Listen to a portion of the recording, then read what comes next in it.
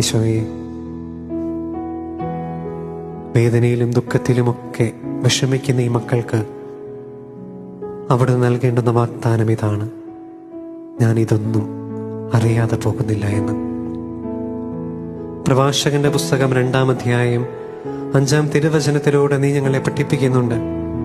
സഹനത്തിന്റെ തീച്ചൂളയിലാണ് കർത്താവിന് സ്വീകാര്യരായ മനുഷ്യര് ജന്മമെടുക്കുന്നത് എന്ന്. ഈശോയെ, ഈ രോഗികളും വേദന അനുഭവിക്കുന്ന മക്കളുടെ ജീവിതത്തിലെ സഹനങ്ങളുമൊക്കെ വ്യർത്ഥമാകുന്നില്ല.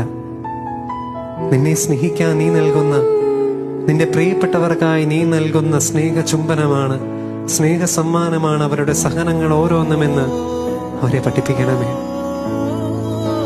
അങ്ങനെ അവരുടെ വേദനകളിൽ അവരാശ്വാസം കണ്ടെത്തട്ടെ. ഈശോയെ, അങ്ങയോട് ഞങ്ങൾ പ്രാർത്ഥിക്കുകയാണ്.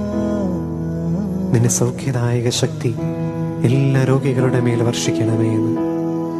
ജീവിത കുരിശുകളെ, ജീവിത സഹനങ്ങളെ നിന്നോട് ചേർത്ത് നിർത്തി സഹിക്കാനും അവയെ സ്നേഹിക്കുവാനുമുള്ള കൃപ അവർക്ക് നൽകണമേ എന്ന്.